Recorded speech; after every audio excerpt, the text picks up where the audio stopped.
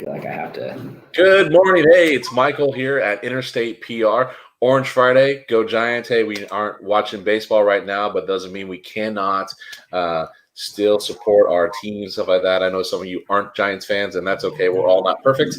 But today we're going to be talking some legal stuff. So I have a buddy of mine who's on today. His name is John Garner. He is an attorney here in the Sacramento area. So, good morning, John. How are you? Good morning. Morning. Good. Wonderful. You're staying well and your family's doing well, everything? Yeah. I mean, we're lucky. I mean, there's a lot of people out there much more affected than we are. That's for sure. Absolutely. And here in the Sacramento region, we are not hit anywhere near as hard as areas along the coast are. So that's probably lucky for us too, right? Right. I mean, exactly. It's you feel blessed right now. I mean, it could be a lot worse. Absolutely. So you are an attorney at law, and I can only assume that life is kind of crazy normally, having worked at a law firm when I was in college and seeing just some of the fun stuff that came in every day. And I worked in an employment law firm, so they did mostly corporate stuff. You do some corporate stuff too. And we saw some crazy things that happened there. But with this new COVID-19 and everybody working at home, you've got to be seeing some crazy stuff going on right now. Is there anything you can share with us about what's changed and what's going on with some of your clients and that type of stuff without obviously breaching confidentiality? There's nothing that exciting. I would say that adapting to court appearances, things like that, there's a lot of kind of new approaches to things. I mean, one thing you hear from clients from time to time is, oh, you must have more time on your hands because courts are closed. And it's not entirely true. I mean, we've had a couple court hearings this week. They've for the most part moved to a telephonic. I haven't had any person court hearings, but telephonic court hearings, and those can be kind of complicated in their own way. So we're adapting like any other industry to doing more stuff by phone. And then as far as clients go, I mean, I think you get a lot of just general questions about how you navigate these things. And then, and through the grapevine, you're hearing from people about how this is affecting their business and sort of thinking to yourself, well, if this was a client of mine, how would I advise them? One of the things I was talking to you about is a friend of mine that works at a company that had some inappropriate things happen in the background of a call like this. And what do you do as an employer? It's uncharted waters. Can you discipline somebody for, something you see in the background of a Zoom call from their house? So, you really right now, I think as a lawyer, maybe try to anticipate questions you might get. Yeah, and I mean, that's probably what you do anyways, right? You're trying to anticipate what's coming down the pipe. But in these kind of weird, uncertain worlds, right? We were talking before we went live about how everybody's being expected to work from home in a lot of situations, and Zoom and other things are becoming the standard of doing calls, which I find totally ironic because people would just pick up the phone and make a conference call normally. And now all of a sudden, well, hey, let's use Zoom so we can see each other. Which, all right, you didn't want to see me before, but now you do. So, okay, that's fine. But how are employers and employees supposed to toe that thin line, right? And let's say my wife works for UC Davis, and now they provide her with a laptop for work. But let's say she had to use her own personal equipment, and she was on Zoom, and one of my kids ran in their bathing suit behind her or something like that. And somebody thought they were offended by seeing a little boy with a bathing suit on. I mean, what are some of the things that people can do to protect themselves from that, both maybe on the employer side and the employee side? Well, I mean, again, I mean, there's as you worked in an employment firm. I'm sure there's some employment corporate lawyers out there that have been working this through a lot more than me. But I would say that just sort of being generally aware of your surroundings and informing people. I mean, if I'm going to take a call at my house, I sometimes will start the call by informing the people that I'm talking to that, hey, my 5-year-old, he has no filter and he likes to interrupt calls. Sometimes with really interesting background noise. And so you make the people you're talking to aware. And, if it's a bad time, inform the person you're talking to. Just say that, look, this isn't a good time for me right now. So I think there's things that you can do on both ends, because until we do ferret some of this through, it's really about just all of us getting past this point, and hopefully not having our lives disrupted too much. So, I'd feel bad for an employee who suffered any kind of negative consequence with their employment because of something, inappropriate that happened on a Zoom call. So until we know maybe how some of that is going to play out, I would think, we just all want to be really cautious and take things slow. Yeah. So another question that pops into mind for me is there in the world itself and in general, but especially in the legal world, a lot of things need to be notarized, right? Trusts and that type of stuff. What's going on right now with trying to get things notarized, and how are you working around those things on cases where you need to get it done? So one interesting about our practice, my dad's an attorney, and he's always kept his notary, and I keep my notary. We've always notarized things for clients when we feel like we're putting our paralegal maybe in harm's way, or asking them to go to maybe a spot that is after work hours. It's not uncommon to maybe have a client that wants something notarized, and maybe for age or health. That needs to be done, anywhere from at a hospital to at a home residence. And so we actually perform notaries from time to time. I probably do them the least of anybody in the office, but that's a really common thing in our practice. We have closed to the public, doing any of that sort of stuff. And that's probably more because it's always kind of been a courtesy to our clients. We don't charge for our notary services. It's sort of part of the work we do, but we don't really want to be putting our staff maybe in a position that where they're exposed more than they have to be. So we've directed people to some of the local, depending upon where you're at, some of the local maybe agencies or up in Glenn County, where our Willows office is. I think we've directed them to one of the local government offices. They have someone in there that has been performing notaries. That's good to know that there are resources. I mean, you still. I don't actually know. I mean, to be honest, the hard fact is really it's a function of deadlines. I mean, if your notary has to be done by a certain date, I'd probably encourage someone to reach out and ask if they can get an extension of the time required for submitting that document. Because as I sit here right now, I don't actually know of someone specifically doing them, performing notaries. Yeah, it's one of those things that people often don't think about, but it is one of those services that happens every day. Hundreds of thousands, maybe millions of times a day, with people signing documents, buying homes, a bunch of other things that happen that things need to be notarized. And it's just kind of popped in my head like, well, what do we do about that right now? Well, yeah, because we're shut down. We keep saying we're shut down, but not everything's shut down. And eventually we're going to come out of this, and deadlines are still there. I mean, we've extended deadlines, but deadlines still exist. And so, yeah, it's probably one of the ways in which this is really complicated. I had to submit a request for appeal for a client today, who works in an essential service.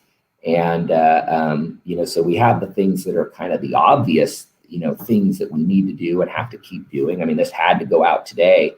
But we have other things like court-related deadlines that, will expire after we come out of this, presumably, whenever that is. Let's say it's May 1st. Well, if you had a May 15th deadline, and that hasn't been extended for any reason, you need to be working now to be prepared for that deadline. So it really is probably one of the most complicated things that I'm seeing. Yeah, I mean, I can only imagine the courts are very strict on their deadlines unless you're asking for a continuance or something like that. I can only assume that they're probably being really flexible right now with those type of things. Yeah, and I think that, one of the great things about our country, our community, most of the people we work with, is that there is kind of a way in which we all rally together. And so, particularly here in Sacramento, I think we're really lucky to have a very collegial legal profession. Just it's really unique in that way. So a lot of working together and trying to agree on things. I mean, it's not always so easy. I mean, I may have an attorney reach out to me about something, and ordinarily I'd want to accommodate them, but maybe my client, doesn't want to for any particular reason. So, you kind of navigate that, but I think by and large, the attorneys in this community work really well together, and the courts, the judges, are all real accommodating and willing to listen. So I haven't come across any situation where I'm aware of some attorney in this area or client be severely negatively impacted by anybody's refusal to cooperate. Well, that's always really, really good to hear. So I'm assuming that and I could be wrong on this, it's just an assumption, but that there's probably, I mean, the world doesn't stop, right? So there are probably people still out there with legal issues that are coming up in one realm or another. How does one go right now if they had an issue that come up and try to get in contact with an attorney to help with a matter that's going on that maybe needs to be resolved in some sort of timely manner? I don't know. I mean, I guess, I haven't, unfortunately, as an attorney, I don't have to seek out attorneys too often. And when I do, a lot of my friends are, attorneys in different areas of specialty. I would encourage somebody, I mean, I'll probably give the same advice that I always give. If you think you need an attorney, we do have a local bar association. We have the state bar association, and we have services through those associations that will put you in they will connect you with attorneys, with certain skill sets. And then, talking to your neighbor, talking to your friends, asking, maybe who they talk to, and reaching out to those attorneys. I field a lot of calls where it's just me, directing somebody to another attorney who has a particular specialty. Right now, it's funny because we're hearing a lot about the concern over scams, and we're all home a lot more, and we're spending a lot more time on the internet, like Facebook, and I even catch myself. I read these pop-ups on Facebook, and you'll read the little blurb, and it'll tell you about some stock tip that's going to be bigger than Apple, 10,000% return, and you get all the way to the bottom of it, and of course you got to sign up for something to find out what the stock is, and so you think, oh, they almost got me. So there's a lot of people in our community are going to be inundated with scams, things that they need to seek out professional advice for, and I would just really encourage people to go by the recommendations from others, and make sure the advice you're getting is either from an attorney or a financial planner or a tax planner. Really, really make sure that you're seeking out professional advice. And the best way to do that is to talk to others and get their recommendations. And that's really sage advice right there. No matter if we're in a COVID-19 world or just in a regular world, always seek out advice from others. Really do your research too before you jump into anything. The same thing goes with working with CPAs or attorneys, some of that. Really do your research about them. Make sure you're going into the right practice that you need for what you're doing. Hey, John, let's change gears for a couple minutes. It's Friday. It's I didn't get the orange. I didn't get the Orange Friday. That's okay. Next time, I'll let you know. It's April 17th. We'd be about 2 or 3 weeks into the baseball season. What are you missing most right now, just on a personal level? What are you missing most from the world? Well, what I'm missing the most for the world when I come out of this, I work downtown, and Foundation Restaurant with their hamburgers, stopping into Chris and Esther at House, or going and seeing Oliver at Camden. I'm missing restaurants. Going sitting out on the patio at Zocalo's. I think when we come out of this, that's when I'm gonna gain the weight, because just getting to go to some of those spots, going and sitting down at the bar at Foundation and having one of their hamburgers and a beer is like probably one of my most favorite things to do. So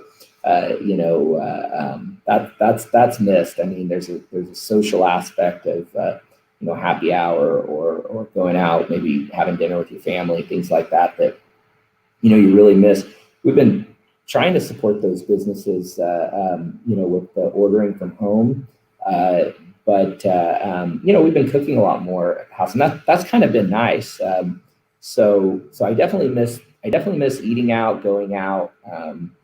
I always joke that like a Chipotle burrito tastes better at Chipotle. It's like, once you've left, it doesn't have quite that same wow factor. So getting out and enjoying food. Right. There's something definitely to be said about going to a place, sitting down, and enjoying the food there. It just never tastes quite the same at home, huh? But you bring up a really good point, is that these restaurants, especially in the downtown area, especially here in Sacramento, we have a ton of small independent restaurants and businesses that operate. And I get we have some larger groups, but I mean, even those larger groups here in Sacramento, they have 10, 15 restaurants, and they're in Sacramento, and they rely so heavily on the local community to support them.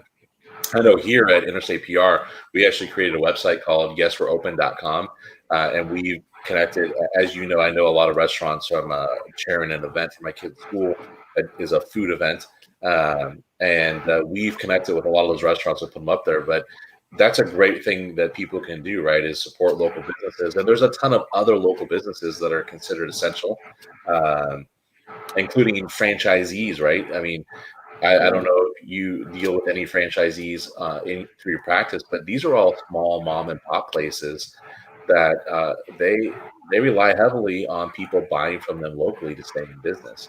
And local is, I mean, I think too, we got to remember that even the not local mom and pop places, if you will, they still have the big shops, the bigger places. There's restaurants downtown here that are parts of larger chains, but their employees are local. And so, the best thing I've heard is, people talk about, look, that vacation that you thought about taking maybe this year, maybe you just really focus on spending local and just supporting the local economy in general. I think that, to me, sounds really amazing, and something certainly that I'm going to try to do, and just remember that if anybody closes after this is over, and I'm certain that'll happen, but that's not only sad for the business owner, but the employees and everybody affected. So that's the toughest thing.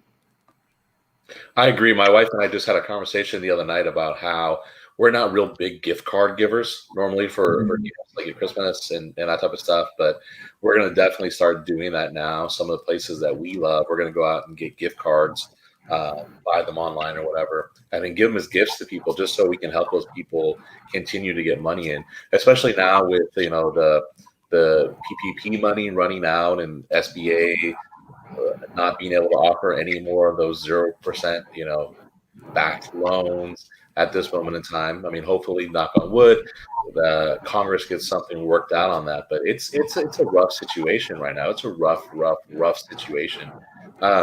Just for that, have you encountered any problems with anybody that on some of those issues with SBA, the SBA loans, or getting the unemployment, because that's like a weird thing right now too, right? Independent people who own their own company like me, I mean, I'm blessed. I haven't had to even look at it. My clients are all, I'm busier than ever right now. Everybody's like in crisis management mode. So the PR guy, I'm like just overwhelmed with work. But have you heard of anybody who has issues? I mean, maybe not coming from a professional point of view, but maybe a personal point of view, what you've heard. Oh, absolutely. I mean, it's kind of been across I know a colleague of mine in Southern California, he'd applied for his own loan and was funded right away. Obviously you hear a lot of people stressing about not getting the funding. So in terms of maybe successfully obtaining those loans or not, that's kind of up and down the board. I mean, you're hearing everything. And then just questions, for a while, there is somebody in our office that's advised some of our clients about what to do with those applications. I think the biggest questions that were getting sort of relayed back to me, or that I was overhearing, had to do with changing the information that was being sought on the applications. So they're asking for one thing on Friday, and then that changes over the weekend, and they want supplemental information or different information. So that's been the biggest thing that I've heard, at least as far as the benefits go. Right now, obviously, the biggest concern is for the people that haven't obtained funding. Are they going to have a chance to get it? And I hope they do. Yeah, let's hope so, right? Because that will really help keep businesses at least operating at this moment in time, and keep doors open for some people, or at least paychecks coming in, money coming in. I mean, it's going to be a horrible situation if we cannot figure that out. So, well, I was going to say, the one thing when you're talking about the gift cards that I didn't know that I was most surprised by is they said the flower industry. This was just something I saw on the internet, like a news link, but it said that the flower industry has really been ravaged, and so talking about businesses maybe ordering flowers, and having them cycle in and out, or sending flowers as a gift to somebody, because that's a really impacted industry, and so people were talking about different creative ways to use flowers, which I thought was kind of cool. So and Mother's Day is coming up. Might as well order early before they start raising prices on you. I mean, kind of like by May 1st, the price is like triple for flowers. So order them early to be delivered for Mother's Day now. Keep those businesses open. Hey, so going back to what you missed most and everything, but before we came on, we were talking about sports and everything. And I don't know if you heard this the other day. I grew up in the Bay Area. I'm a huge Giants fan. I'm a huge 49er fan. I'm a huge Shark fan. And the Santa Clara County public health officer came out the other day and said, hey, the 49ers are not going to be playing a home game for the 2020 season. It's probably not going to happen until 2021. How do you feel about that as just kind of a person in public who also appreciates sports? And when do you think this is all going to come out? And when do you think we're going to be going back to events and being able to hang out at Aces Bays and eat chili and that type of stuff? I'm coming for that chili either way. So we'll have to figure something out there. I could live. I mean, maybe I don't get to as many sporting events as I'd like, but if I have to live without that chili in 2020, I'm going to be pretty disappointed. I think it's a bummer. I mean, I guess I hope that in the not so distant future, there's protocols in place, or maybe drugs in place, or maybe treatments in place that give everybody the peace of mind to get together in those venues, because I think that's really important to just our happiness, right? You see these concerts on TV, which are really cool, but at the same time, it's just not the same, to go out to an event and kind of feel the crowd and all that is such an enjoyable thing. So hopefully that's not something that's gone for long, but I don't doubt that that's what health officials are saying, and it's just sad. I mean, I don't think we're even thinking about all of the things that are going to disappear from life until we can get back to some form of normalcy. That's unfortunate to hear. I mean, it is weird to think that the Giants will be playing games, possibly that the 49ers will be playing games there possibly. I mean, that's kind of crazy. Yeah, I've heard some crazy ideas. Like Major League Baseball's talked about using Arizona to do Yeah. games, and then they're going to have players sit in the stands so they're social distancing, and then come down on the field when they're going to hit or play. I don't know. It's crazy. It's crazy. I've also seen people say, "Hey, you should play the games in California because there's like 19 major league and minor league baseball stadiums that are ready to use that have all the facilities at them." I don't know. It'll be interesting to see what happens. I mean, I was starting to watch the XFL, the new Mhm. XFL, not the old crazy whatever that was.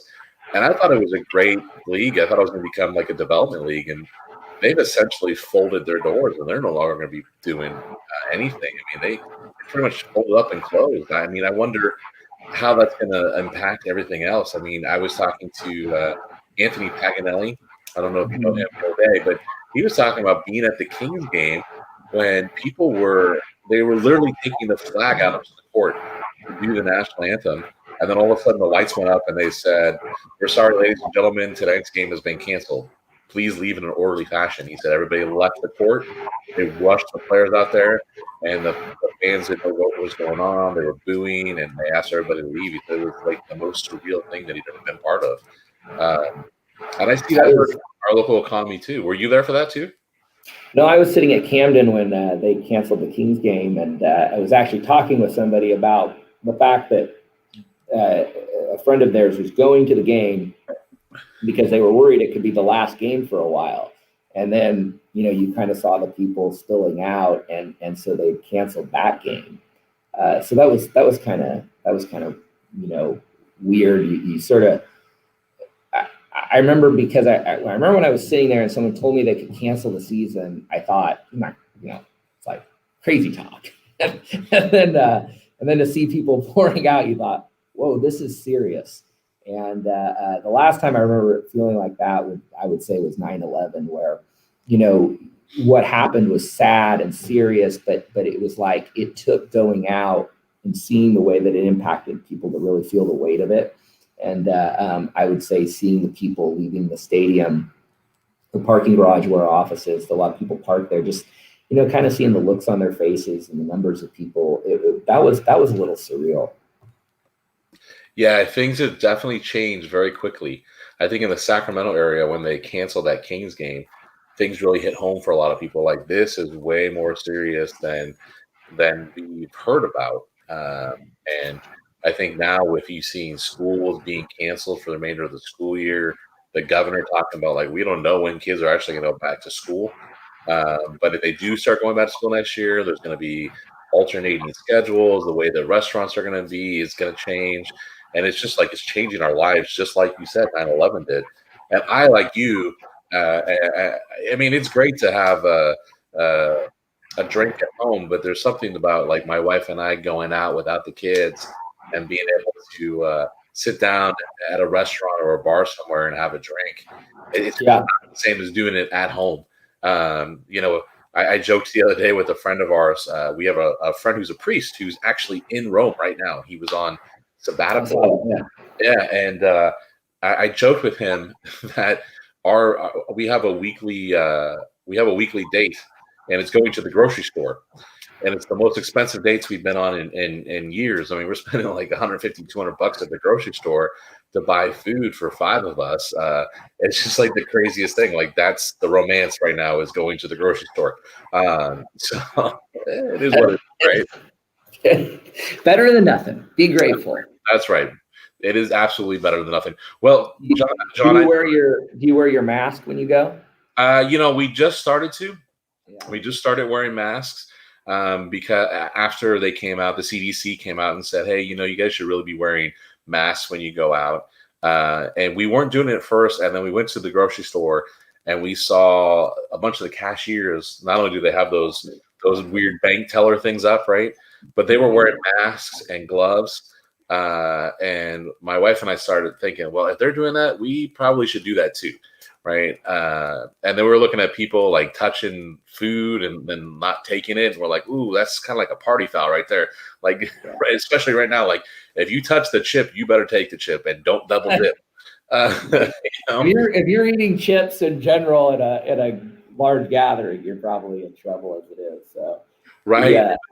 I mean, But even right now, going and touching if you're not wearing gloves or you're like not wearing a mask, if you're touching the zucchini, like take the zucchini that you touched, right? I mean, it may not be the perfect one, it may not be the one that you want, but somebody else is going to buy that zucchini, and we're hoping that they're going to wash it. But people don't necessarily wash their food before they eat it; they don't think about that.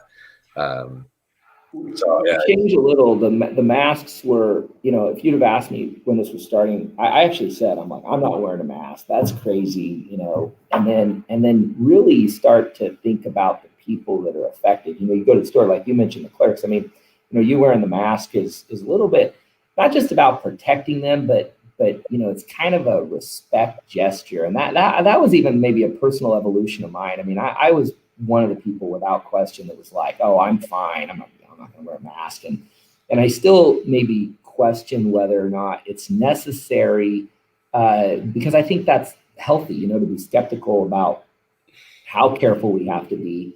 We got to maintain that skepticism, in order to return to some kind of normalcy. But in the interim, I feel like doing that is a gesture of respect to the employees that are there, because it's kind of like your way of saying that you're taking it seriously, regardless of how you might personally feel about, the threat of, being at the grocery store. So I did what I never thought I would do. And, I now wear my mask when I'm in a public spot. And I just a year ago, I never would have thought I was going to be doing that. Hey, 2 weeks ago, I never thought I'd be doing that. But I agree with you 100%. It is a sign of respect. And, I'm not necessarily totally understanding of this staying at home, everybody needs to be there thing. But again, I think it's, as you said, a sign of respect, right? Whether I agree or disagree with my elected officials, if they're asking me to do this, there were enough people who thought they should be an elected official. I should listen to what they're doing. It's their decision. They're our leaders. And that's kind of where I'm sitting with things right now. Having being a reformed political guy, it's hard for me, but I'm trying to stay very unpolitical during this whole thing. It's not a political thing. It's a worldwide pandemic that we see crazy stuff happening all over the globe. We also see curious numbers from all over the globe, like from China and India, who supposedly don't have many cases of COVID-19, but it started in China, and India is like right next door to China. So it's a little weird to me, but yeah, I mean, it's scary to think that there are people that are not accurately reporting. I mean, I imagine that there's places in the world where this is really bad, and we're just not hearing about it because of lack of communication. But, I mean, I'll tell you, even here at home, I've told others, I think the saddest thing that I've had to kind of wrap my mind around is, my kids were, doing homeschooling, for instance, or, they're having the time of their lives, and they should be because they've got a pretty nice setup. But, I really think right now, I mean, one of the teachers that's affiliated with my daughter's school made a comment about, sometimes there's kids, when they go to school, that's the only place they get a hug or, get a warm meal or things like that. So I that's something I don't hear a lot of people talking about. And I just, I really, it kind of breaks my heart in a way to think about all those little kids out there that school being shut, is taking a real toll on them right now. So, hopefully we get back to some normalcy, because, for some of us, this shelter in place thing isn't such a hardship. But I imagine there's a lot of people out there that we can't even fathom the extent to which this is a hardship for them. yeah, and I think you're right. I think kids are the ones who are getting hit the hardest on this. They go to school every day. They see their friends. And I get some kids may not have a lot of friends, and some kids have a ton of friends. But just that interaction, that's what helps kids build social skills.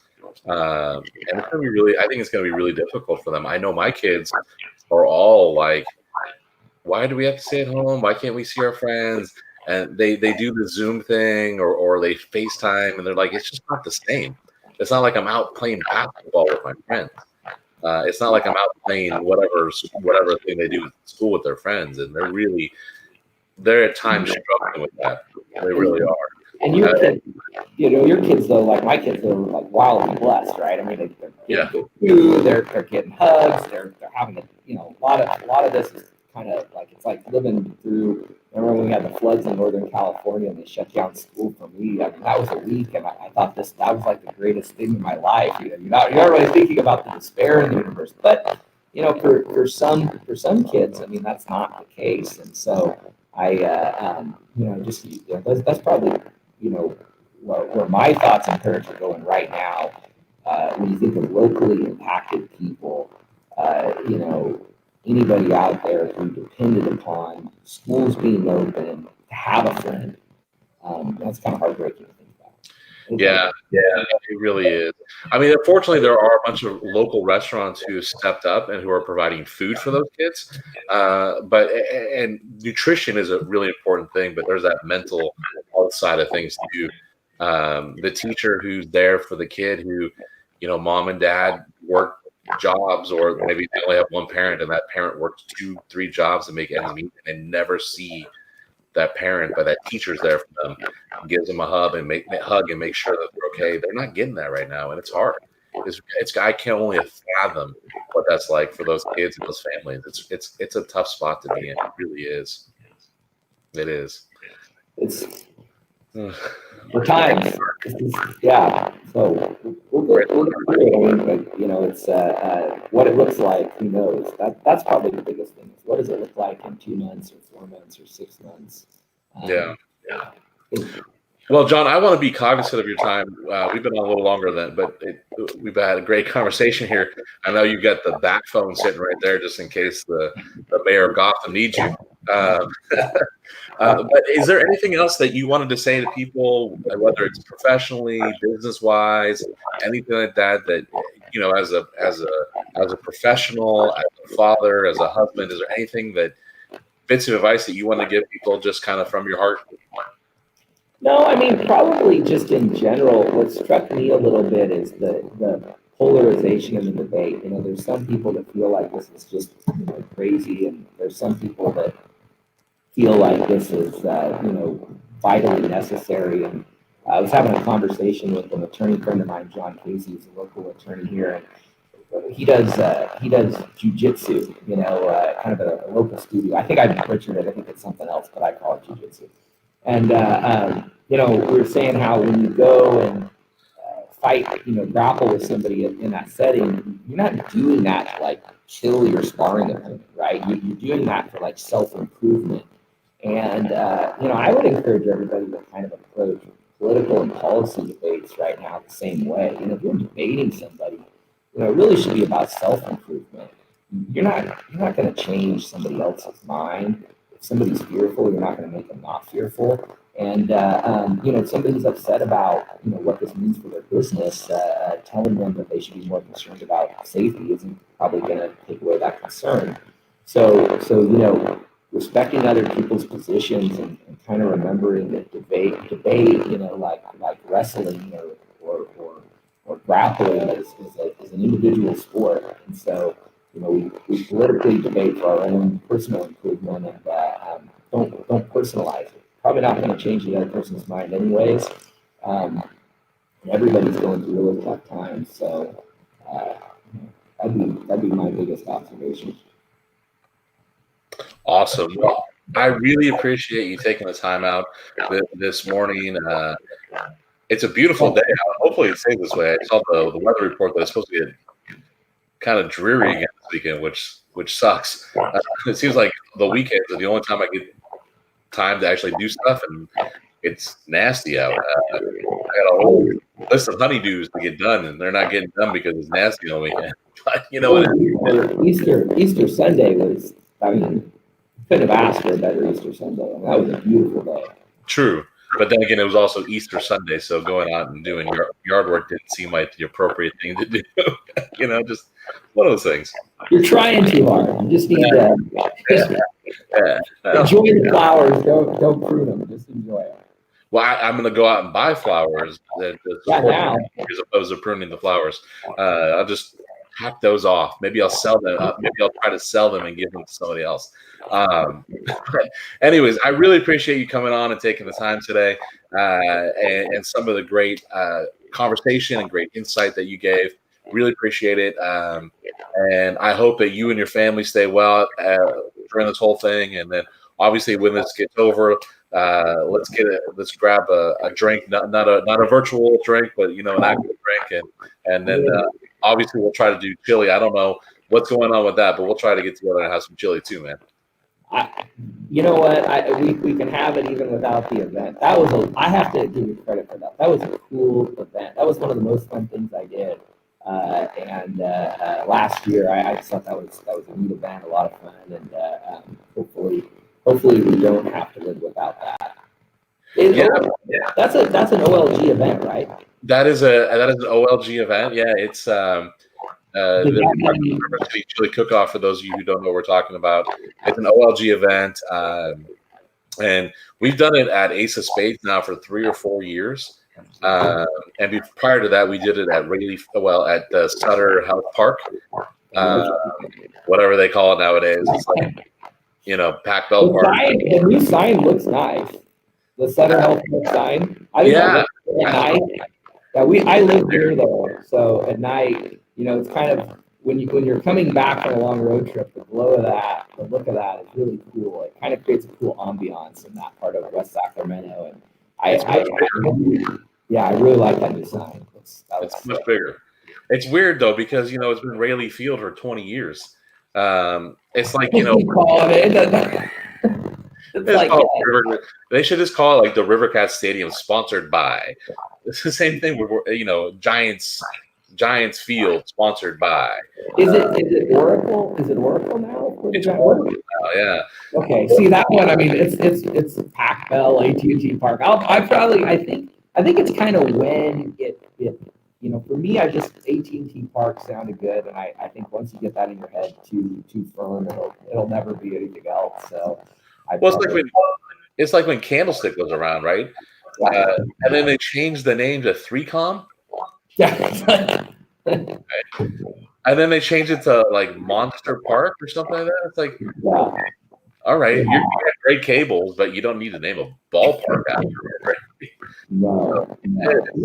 Yeah, and that's I guess they gotta be able to fund all those players' contracts. I guess that's what they always blame. I don't know what the cause of it is. Maybe it's just making money, but they change these names sometimes, and sometimes it just doesn't sound right. Especially when a name has really been something you've gotten used to. Yeah, it's a hard thing, right? But I get it. I mean, they sold the naming rights to AT&T. Well, they sold it to Pacific Bell, right? And then Pacific Bell became SBC, and then SBC became AT&T, and that was the park for the longest time. And then that ran out, and they were like, okay, well, who are we going to sign with now? And Oracle had the naming rights for the arena where the Warriors played in Oakland, and that ran out because the arena went away. I'm curious if sometimes there's names they reject. Like, you'd never know about it, but I imagine that ballparks must get people that say, look, we'd like to put some money up and have you name it after us. I mean, you wonder if from time to time they're like that. We're not calling it that. Like, sorry, Like, can the Dodgers come buy the naming rights to like Giant Stadium and then call it whatever they want? I think it was the Fresno Grizzlies bought a billboard that's was on my way home from in West Sacramento. They bought a billboard right there by where Burgers and Brew is. Yeah. So I'm coming off the High Street Bridge. This was a while back. This was when the Giants moved from Fresno to West Sacramento, right? And the billboard said Wacramento, and I thought, it's kind of weird that and it was kind of made to look like it was a real billboard, but it was a prank. The city of Fresno or the Fresno Grizzlies had bought that billboard to just mess with West Sacramento. And it struck me as odd. And then when I think it later was like a KCRA story, and I heard it was a prank, and I thought, that's a clever prank. So, you wonder if other ball clubs could buy naming rights to other ball clubs, and, the fun can just go forever. That's a great idea. Giants, if you're listening to this, all right, go down, buy the naming rights to Chavez and name it Bumsville. Exactly. Bumsville. Where are you going to watch the game? We're going to Bumsville. Bought the naming rights for like the next 10 years. Can't win anything, Bill. Yeah, exactly. Town. Probably offending Dodger fans everywhere, but you know what? I don't really care. That's the fun of sports, right? I mean, I actually thought, when Fresno did that, I don't remember the city of Fresno or Fresno Grizzlies, but whoever did it. I mean, I think pranks, things like that, obviously well-intended, good-hearted, good-natured are fun, and I think that's kind of part of what we'll probably miss about sports. Yeah. The rivalry, right? Because I have friends who are actually Dodger fans. I love to give them a bad time. They love to give me a bad time. But at the end of the day, we're still friends. We need each other. I actually always make that joke with my dad that he's happier when the Giants are losing, and he just doesn't realize it. He goes, well, that's crazy. And I said, there's something about baseball fans. We want to complain. There's something about complaining about your team that's fun, right? And so, kind of like how you hear about New York fans, they know the sport, and they'll get really aggressive, and they're complaining about the team, if you will. And so I always told him, I said, so he would complain about decisions that Bruce Bochy would make. Well, after Bruce Bochy won the first World Series, people could say, well, it's kind of a fluke, and they could still criticize him. But after he put three World Series behind him, I said, look, you can't complain about the guy anymore. He's awesome. You got to assume even when he makes a mistake, he's awesome. So. Yeah, clearly he knew what he was doing, right? Yeah. 3 World Series in 5 years. There's something to be said about that.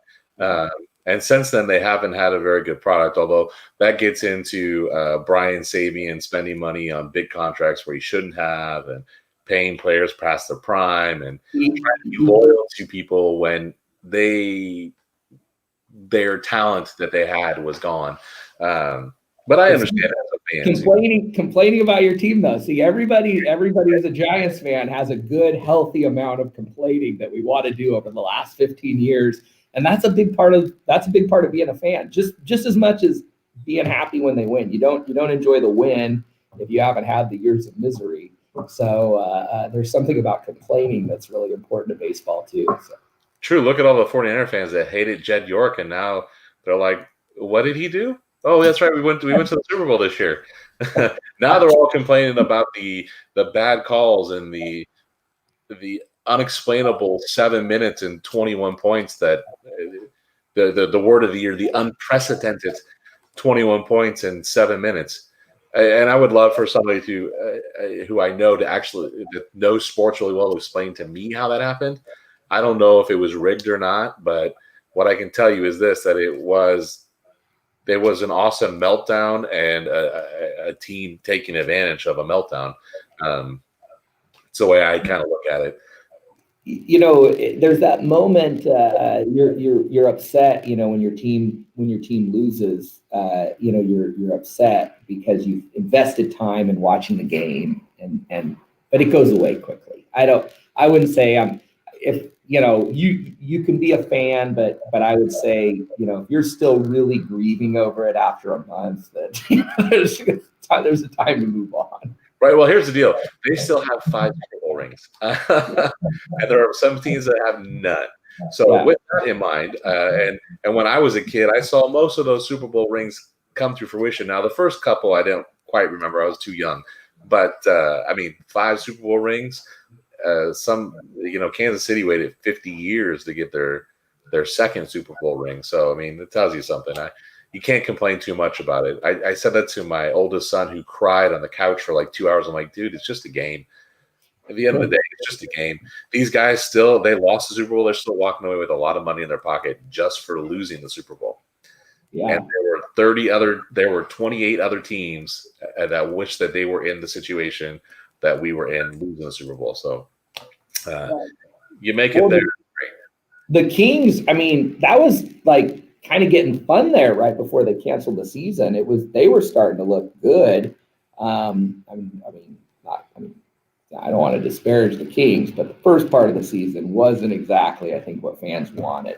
But that last little bit there, it was cool, and it made me think of it was like when Matt Williams, when they canceled the baseball season because of the strike. Like 40 runs at the break. Yeah, it was like, that's so devastating. I mean, here the guy was on track to break the home run record. And then obviously, Mark McGwire, Sammy Sosa, Barry Bonds are the names you think of now when you think of the home run record. But people don't realize, I mean, Matt Williams got robbed. I mean, he was in the hunt for the home run record. On a team that was not very good either. That was not a good team. Matt Williams was a shining spot on that team. And then they traded him away. The team, I think it helps when the team's bad a little bit when you're, kind of on one of those individual pursuits, right? Because, I mean, throw to Barry Bonds. It doesn't, we're in the playoffs. They're not. So I think if you look at records, sometimes you have to consider, it's like with some of the Giants pitchers, that don't maybe have the win losses of somebody else, but just like not have the run support. Like, Madison Bumgarner, in fairness, like he has a grievance. The run support that guy got, the pitchers are going to give up runs. It's kind of cool if every now and again your team scores 10 runs and picks you up. So Giants pitchers over the last few years have a little bit of complaining they can do on run support. So anyway, they do have a little bit. It's funny you bring that up because Jeff Samardzija has like horrible run support, right? And a couple of years ago, my wife and I took the kids to a game, and we saw this guy selling hot dogs in the stands who looked Samardzija was on the DL. He looked just like Samardzija. I mean, he had the hat on, he had the hair, he had the funky little whatever he's got going on. He looked just. I was like, Crystal, look at that guy. And I showed her my phone. She's like, what? And she's like, I want to ask him. I'm like, no, let's not ask him. He probably gets it all the time. It was funny though. He looked just like Jeff Samardzija. I'm like, well, look at that. And the Giants won. They scored like 12 runs. I'm like, look at that. He's up here selling hot dogs. They're scoring more runs for him when he's selling hot dogs than when he's down there pitching. So do you go to A's games ever? Every once in a while. I haven't been in years though. I haven't really been in years. If you're rooting for the Giants is one thing, but being a baseball fan is another thing. And I have to say, Oakland Coliseum has it so dialed in I'm going to say this. I actually feel like I enjoy it a bit more than going to Giants Stadium. I obviously go to Giants Stadium, you're watching your team, and that's really cool. But with the A's games, the seats are a little bit more reasonable. If the Warriors have moved, but back then, I think it was just last year, I took my son right before they had moved stadiums, and the parking was free as long as it wasn't a Warriors game night. And it was a lot of fun. I mean, I took my son. We had great seats. You hadn't spent a fortune. Obviously, he's young, so you hate spending a fortune on seats that he's not going to enjoy. And then they have all this interactive stuff back in the back of the stadium where he could like race Ricky Henderson. And it was so cool. And what made me think of it was they had this hot dog guy that's kind of like an institution there. And when you order a hot dog from him, he kind of makes a big deal and a big production out of it. It's a lot of fun. Yeah, I mean, I do love baseball. There's only a couple of stadiums that I won't go to, just because I can't stand the team. So I just won't. I've been to one of those stadiums. The other one I haven't been to the state yet, but. I love going to the baseball games. My kids love going just to a baseball game for a baseball game. We'll go watch the River Cats play, even when they were the A's affiliates, because it was a baseball game. I actually love minor league baseball. There's something really cool about going to minor league baseball. I've been to when I was in college. One day I went to a Giants game in San Francisco and came back home. And that was like a 105 start. Came back home, stopped at Costco with a buddy of mine, picked up a pizza, and then checked out a San Jose Giants game that night. And we got, the big league club and the single A club in one day. Apparently, I missed a pop quiz in college that day too, but that's that is what it is. But you didn't have enough beer at the first game. I always feel like the second game, at some point there's something about 9 innings. You've had your couple beers, you've sort of, you've had your hot dog, you've ingested what you can ingest, and you feel full, and you've watched the game, and hopefully they've won. Going to a doubleheader, that's true fandom right there. Yeah, and I've been to a couple of doubleheaders, and I got to tell you, they're actually kind of fun. It's actually kind of a fun thing. My first doubleheader I ever went to was in San Diego at Petco Park, and the Giants were playing the Padres, and some friends of mine had given me some tickets, and I was sitting really close to the field, and then it was like a day-night doubleheader, and then we had tickets to sit out in the beach area for the second game, which wasn't too bad until mosquitoes started showing up. It had rained, so there was some water out in that area, and there was mosquitoes. So we kind of moved after. Well, in San Diego, that's rare too. I mean, that's the thing. That's the beauty of San Diego. When you're from Northern California, so I went to law school in San Diego and started practicing in San Diego. Okay. And when you first start living in San Diego, you're going out and you start putting off on, and they're like, "What do you? We don't have mosquitoes like that." Right. Well, we lived in Carlsbad for 5 years, right on the water. And did you have? You never had. You never had mosquitoes. I mean, because the water's always moving. It's not standing water, right? Even we live right by a lagoon, but it's always moving because it's like fresh ocean water, and there are rivers that are flowing to it and that type of stuff. Up here, you get rain and it just sits. Even if it's a creek, it just sits. And our mosquitoes. I mean, gosh, I had to stop in Arbuckle here, just north of Sacramento, not too long back, and walking from the gas station to the car. I mean, you almost had to run to evade the mosquitoes. It was bad. So. We've seen a ton of mosquitoes lately. Our neighbor does not take care of their pool, and so every 3 months, vector control comes out, and oh man, it's horrible. You'll get a whole cloud of mosquitoes. And the bug zappers don't do anything, and the citronella candles don't do a lot to dissuade them from coming out. So it come 5, 6 o'clock at night when the sun starts going down. We're like, all right, kids, come inside. No more jumping on the trampoline. No playing in the backyard anymore. We're going to be in the house for the rest of the night. You can't. Even the off doesn't. These things are they don't care about the off. They're like, that tastes pretty good. Yeah, the off. Juries, I don't feel like it helps as much as you think, but I find it's more effective. Those people that say they get bit all the time, you're better off just sitting next to somebody who gets bit all the time and just let the mosquitoes. I feel like that works better than off or citronella. You just sit next to somebody who attracts them more than you do. They must like them better. Unfortunately, I'm one of those people that get bit all the time. Got bit. I'll keep that in mind. Yeah, you're not sitting next to me if there are mosquitoes. I understand that. Let's go to a game. Yeah, right. Well, hey, John, it's we've been on here for an hour now, so I want to be cognizant of your time, and also that the fact that it's Friday, you probably want to spend some time with your family, and you guys are all doing well. Your kids are in school. Yes. Well, no school. I mean, they're homeschool right now. Yeah. They're crushing homeschool. But yeah, no, we're great, and your family's good. We are all doing very, very well. Very, very well. I mean, we outside of some allergies that my middle son has, we're good. I mean, they're going a little stir crazy. 3 boys, 10, 8, and 6. They're like, okay, do we have to stay home? Literally, it was so beautiful last night. I put them in a car and put the windows down and just drove around so they could see some other sort of scenery. We've been going on bike rides.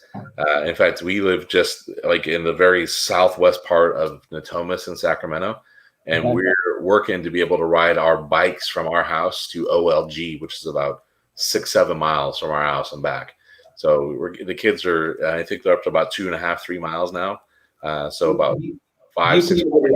Do you come over the Ice Street Bridge when you do that? Actually, we've been going down through Old Town over to And then the Capitol Bridge? Yeah. Yeah, my daughter, I have a seat on the back of my bike, and my daughter likes to ride with me on it. So we rode over Capitol Bridge. I'm not, you have to, she's almost 7. Okay. And that's a lot of weight on the back of that bike. And she has her own bike, but that's way too far for her to go. And she thinks it's a lot of fun to ride with me. And there's a couple little hills along the way where the train tracks go through and stuff. And yeah, you gotta always leave enough in the tank to be sure you can ride all the way back. So if you guys are making it to West Sac, that's pretty far. Yeah, we're doing it in stages, right? We're like, if the kids aren't able to go out and play baseball like they normally do, if they're not able to go out and do PE like they normally do, they're not doing the jogathon at the school like they normally do. Well, we need to keep them active somehow. And the easiest way to do it, throw a helmet on them, throw them on their bike, and we're like, all right, if you need to stop, you stop. We carry a backpack, we put some bottles of water and some granola bars in it, and I mean, we're really blessed to have all these parks along the way, right? Yeah. I don't necessarily want to just stop in Discovery Park, but we can ride right through that and be like, all right, we're through Discovery Park. We're in Old Town now. Let's stop here. It's not as bad over here. But yeah, I mean, they're doing pretty well. So their goal is to make it before they can go back to school. Their goal is to be able to make it all the way to the school, ride on their bike, and ride it back. So we'll see. It's about 12 miles round trip. Let me know when you're riding through West Sac. We'll do a social distance bike ride. There we go. Sounds good. Awesome. All right, man. Have a great day. You too. Take care. Bye-bye. Thanks. You too. Bye-bye.